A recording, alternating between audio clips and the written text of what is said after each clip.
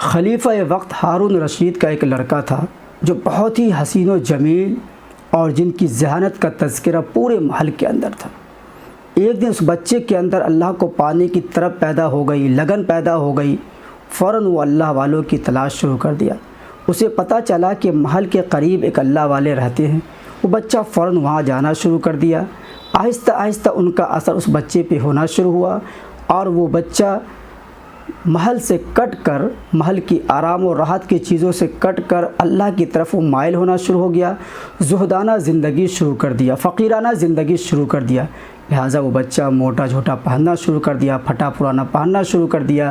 ادھر محل کے اندر یہ چرچا شروع ہو گئی کہ بادشاہ کا لڑکا پاگل ہو گیا ہے، دیوانہ ہو گیا ہے۔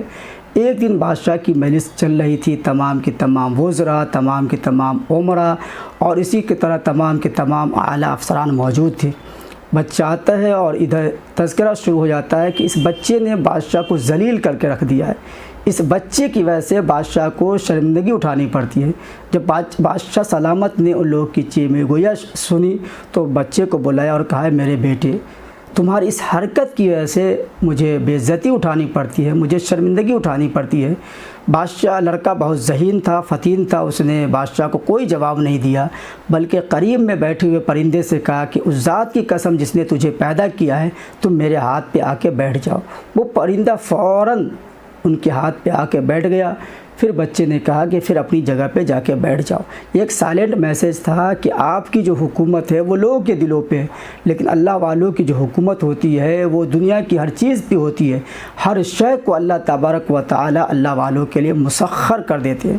پھر وہ بچہ اٹھا اور آپ نے باپ سے کہا کہ اگر میری وجہ سے اگر آپ کو بے عزتی محسوس ہو رہی ہے، شرمندگی ہو رہی ہے، تو یہ محل چھوڑ کر میں جا رہا ہوں۔ وہ بچہ ایک قرآن شریف لیتا ہے اور محل سے نکلتا ہے۔ نکلتے وقت ان کی والدہ نے اسے ایک سونے کی انگوٹھی دیتی ہے کہ اگر کوئی ضرورت پیش آئے تو تم اس کو بیچ کر تم اپنی ضرورت کو پوری کرنا۔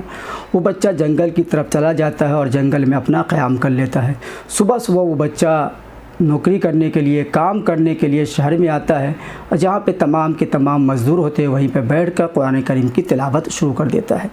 حضرت ابو عامر رحمۃ اللہ علیہ فرماتے ہیں کہ میں بھی اپنے کام کی غرض سے وہاں گیا تو دیکھا کہ ایک بچہ سائیڈ میں قرآن کریم کی تلاوت کر رہا ہے۔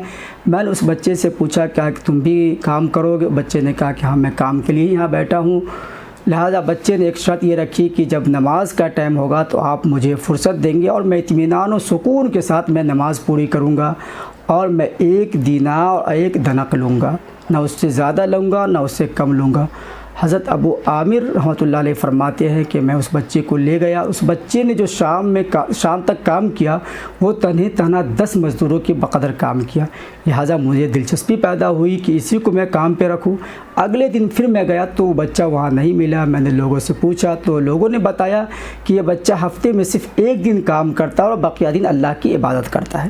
لہٰذا میں نے کام روک دیا اور اگلے ہفتے کا انتظار کرنے لگا۔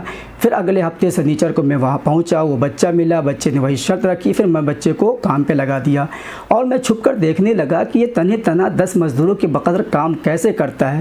تو میں نے دیکھا کہ بچہ گارا رکھتا ہے اور پتل خود بخود آ کے جڑ جاتے ہیں۔ اس طرح وہ بچہ اکیلے 10 مزدوروں کے بقدر کام کرتا ہے۔ پھر میں نے کام روک کر اگلے ہفتے کا انتظار کرنے لگا۔ اگلے ہفتہ گیا تو بچہ وہاں نہیں ملا۔ تو میں نے لوگوں سے پوچھا تو لوگوں نے مجھے بتایا کہ قریب کے جنگل میں بچہ ہے، بچہ کا وہاں قیام ہے اور وہ بہت زیادہ بیمار ہے، لاغر ہے۔ میں گیا تو دیکھا کہ بچہ بہت نحیف ہے، لاغر ہے، کمزور ہو چکا ہے اور بخار کی شدت ہے۔ میں نے اس کے سر کو اپنے گود میں لے کے کہا، اے میرے بیٹے، اے معصوم بچے، اگر تم کہو تو میں تمہیں اپنے گھر لے جاؤں اور تمہارا علاج معالجہ کراؤں۔ بچے نے بہت ہی افسوس کے ساتھ کہا کہ اب میری موت کا وقت قریب ہے، اب قریب ہے کہ میں اس دنیا سے چل بسوں، بس آپ میرے ساتھ یہ احسان کرے کہ جب میری موت ہو جائے تو آپ کفن دفن کر دے اور یہ انگوٹھی اور یہ قرآن شریف بادشاہ کو پہنچا دے۔ حضرت ابو عامر رحمۃ اللہ علیہ فرماتے ہیں کہ چند لمحوں کے بعد بچے کی موت ہو گئی۔ میں نے اس بچے کو کفن دفن دیا اور انگوٹھی اور قرآن شریف لے کر بادشاہ سلامت کے دربار میں پہنچ گئے۔ جب میں پہنچا تو دیکھا کہ بادشاہ کا لشکر نکل رہا ہے۔ فوراً میں نے انگوٹھی اور قرآن ہوا میں اٹھا دی بادشاہ کی طرف۔ بادشاہ کی جیسے نظر پڑی بادشاہ سمجھ گئے اور بادشاہ نے وزیر کو حکم دیا کہ انہیں دربار میں لایا جائے۔ جب میں دربار میں پہنچا تو بادشاہ پہ بہت غم تھا، بہت زیادہ غم تھا، اور بادشاہ نے کہا کہ وہ بچہ کامیاب ہو گیا، وہ بچہ ہم سے پہلے کامیاب ہو گیا۔